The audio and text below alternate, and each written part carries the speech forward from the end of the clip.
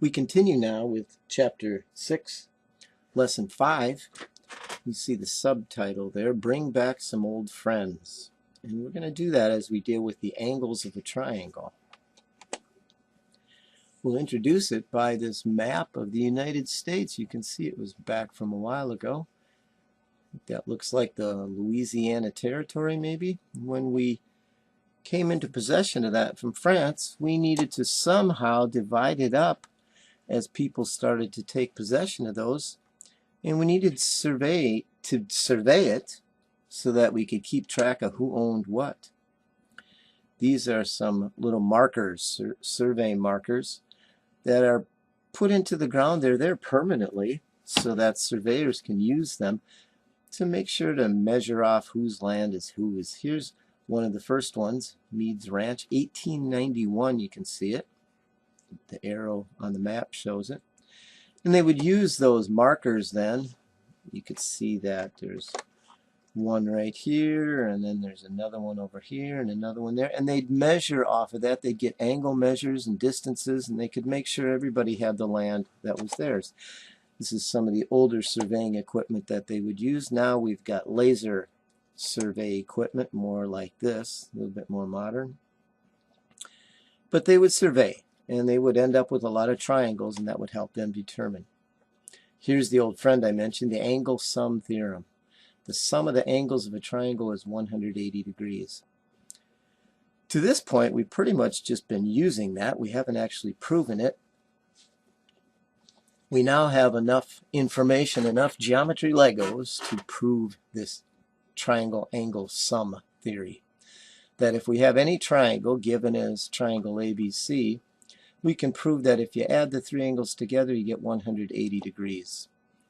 Kind of a good proof, and the reason we can do it now is that we have the parallel postulate. If you recall what that says, through a point, in this case B, not on a line, in this case AC, there is exactly one line parallel. So we're going to be using that idea right away here in step 2. Through B, draw a line DE parallel to AC, and that's the parallel postulate.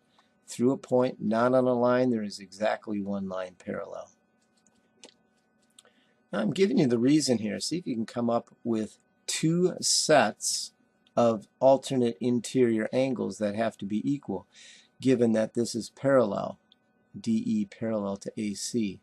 For one set, you'll have to use BA as the transversal. Can you see it? Then it would be angle 1 and angle A. Then if you use BC as a transversal, you have another set of alternate interior angles. Be careful, it's not angle 2 and, well, you see why. There's no angle out here. So it would be angle 3 and angle C. We next go to the step that angle 1 plus angle 2 is angle DBC. Hope by now you recognize that as the betweenness of rays theorem, since BA is between ray BD and BC. And now we can use this idea of supplementary angles. We couldn't before because we had three angles. When you combine the two into one, we can say that DBC and 3 are supplementary. And the reason that's important is you noted we needed to get 180 degrees in here somehow. And now we can do that on the next step by saying that angle DBC plus angle 3 is 180 degrees. That's simply the definition of supplementary angles. So we made them a linear pair, which made them supplementary, which made their sum 180. But now you can look back here and see that DBC, we added 1 and 2 together to get DBC. Now we can substitute 1 and 2 back in to get 1 plus 2 plus 3 is 180, and there is our proof. So in these 7 steps, we've proven now that the sum of the angles of a triangle is 180 degrees.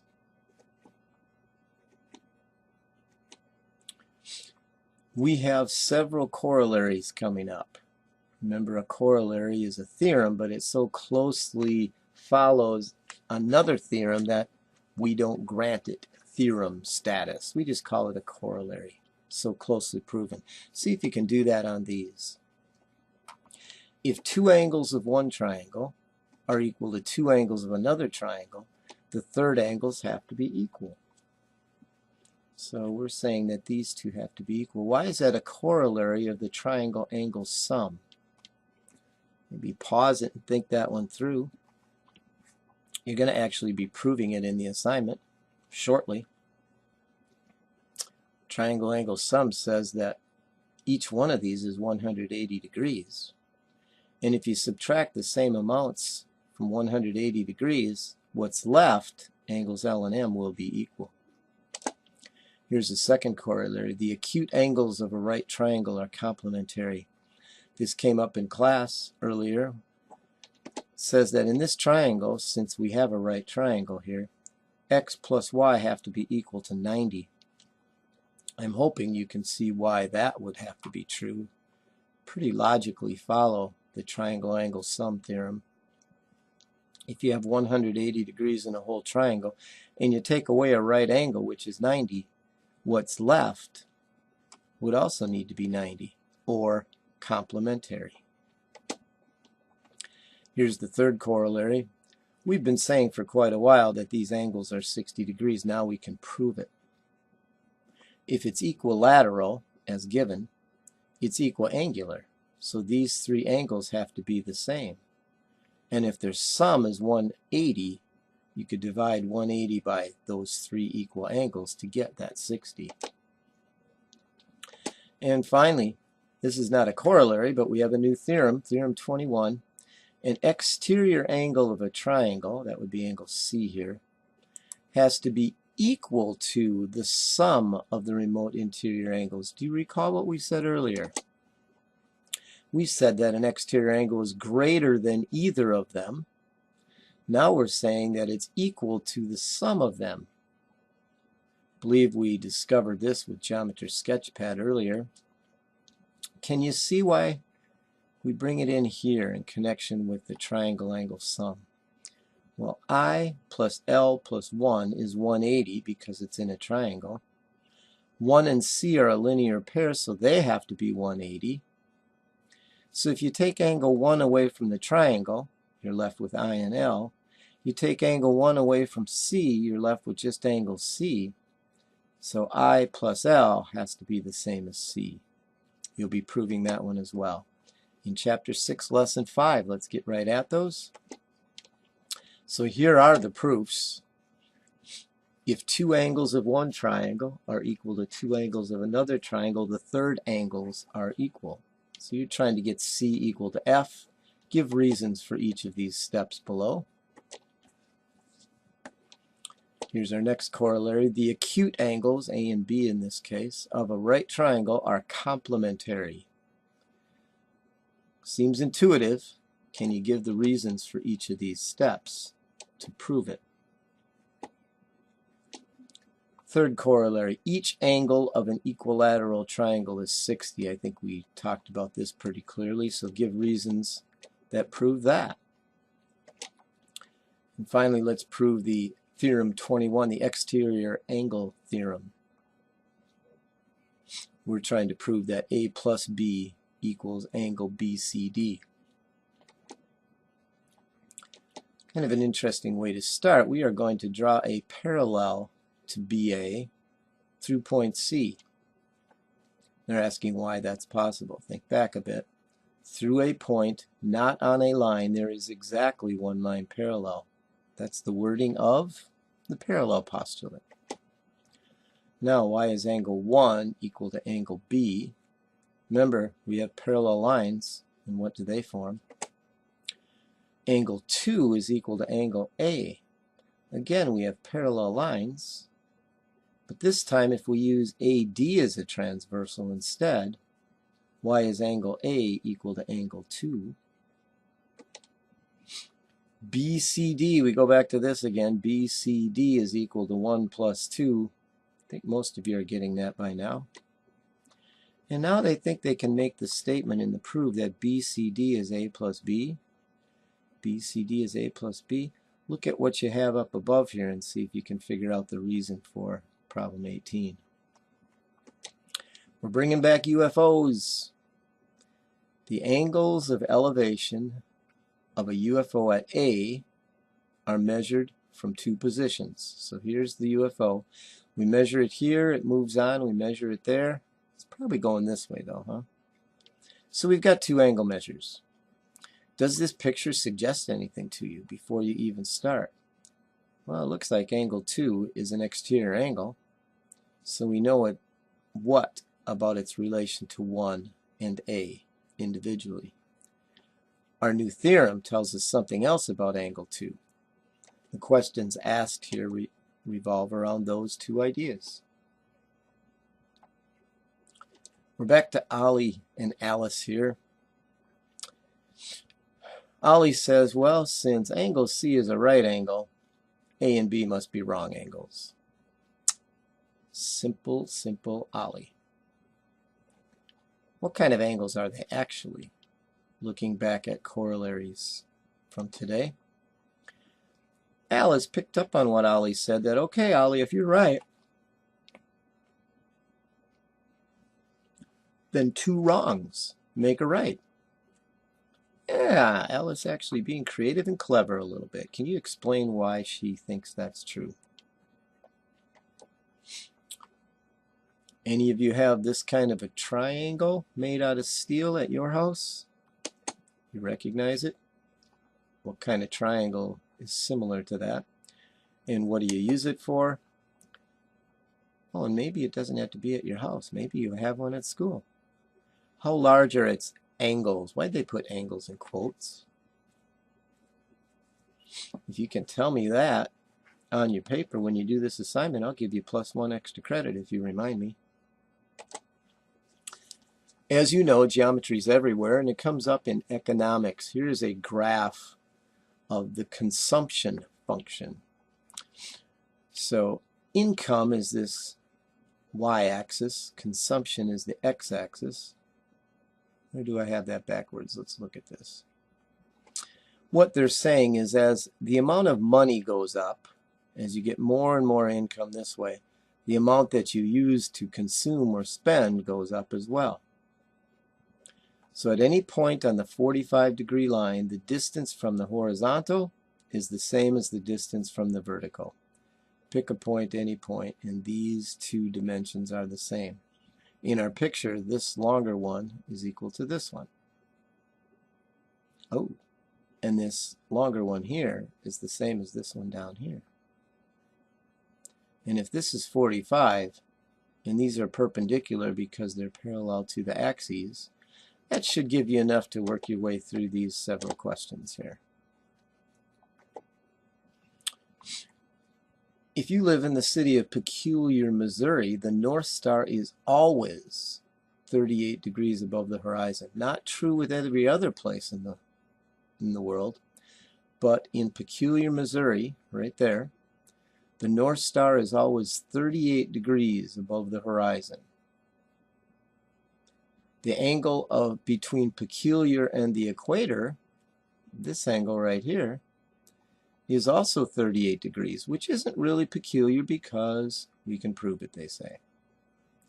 So here's the figure, and we've got some stuff here. They explain all of this. So we've got parallel lines, we've got some perpendiculars marked on there, and then there are some questions they would like you to answer to try to explain why angles 1 and 2 have to be equal. Well, they're not very close to each other, but why are they equal? We see we've got these two here. This is 90. What does that mean about 3 and 2? We have 3 and 4 in this right triangle. What does that mean? We have parallel lines here, and we have 1 and 4 alternate interior angles, so there's quite a bit to work with as you try to answer these questions. So here's an interesting figure, and it's a construction. You're supposed to draw a larger triangle ABC. Start with that. Exterior angle BCD, and then construct bisectors. There and there, and they're going to intersect up at the top at E, so it's going to look something like this. Do your bisectors. Do your bisectors here, Mark that as point E. And then take your protractor and measure B and E. And, you know, you may have to fudge the numbers a little bit, but what does it look as true? B compared to E. And now they've got some equations here to help you demonstrate, yeah, what you saw. To me, angle B looks about twice E. So give reasons for these. I'm trying to use some colors here. BCD is equal to BAC plus ABC. We just had something in this lesson for that reason. Same as that. Recognize these two as exterior angles. And then 2y equals 2x plus b. 2y, this angle, is 2x plus b. Give a reason for that. And y is equal to x plus e. Y is equal to x plus e. X plus e equals y. Hopefully you see that now with that big triangle EAC. Y is equal to x plus e. Then 2y is 2x plus 2 angle e. 2y is equal to 2x plus 2 angle e. Where'd that come from? You're going to have to check out the step above here. See if you can figure that one out. It's pretty close on the left. 2y, 2x. This part is different. How did we get from angle B to 2 angle e's? Continuing on then, and see if you can give reasons for these last two steps. We end with a couple of proofs here. We're trying to prove that AED, this angle down here, is equal to angle C, this angle up here.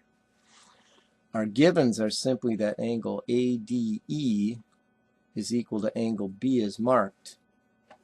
But realize these are overlapping triangles, aren't they? And we have a theorem. If you can get two angles of one triangle equal to two angles of another triangle, the third angles must be equal, if you recall that theorem. Right now we have this single pair. Remember, the triangles overlap, so that's about all I'm going to give you here. See what you can do with that. Finally, we want to get triangle ABD to be isosceles. ABD, get that isosceles. We've got some givens. We know that, got any of this? Well, I guess I gave it away here. So we know that this is the right triangle, ABC, with the right angles right up here. We have a corollary that tells us something about A and C. The acute angles of a right triangle, what's true about them. And that's about it. We're trying to get ABD isosceles. So I'm working backwards. How could you get ABD to be isosceles? Definition of isosceles says that two sides are equal. So our step right above this is going to have two of these sides equal. Kind of hard to tell right now which ones they're going to be. Let's go back up to the top right now and start with our given that we have a right triangle. Now, if we have a right triangle here, we know that the acute angles of a right triangle are complementary. So we can say that angle A and angle C are complementary. And the definition of that, their sum is 90. Maybe we want to do that, or we might also notice that we're given that angle ABD and angle C are complementary. And that's in our given.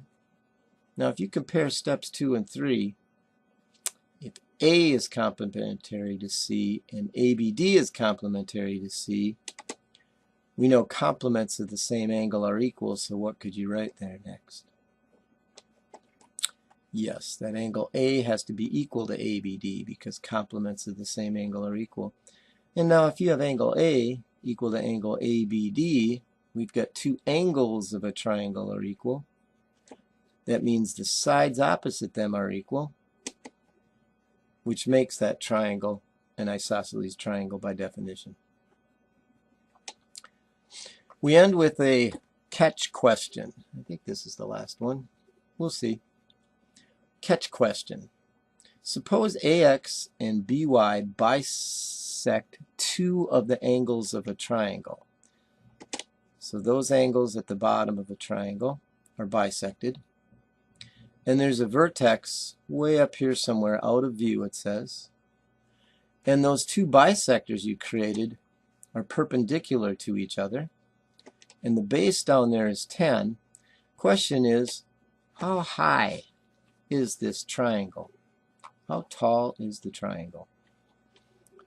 So draw your figure, mark it up like this, and then try to figure out why this is a catch question.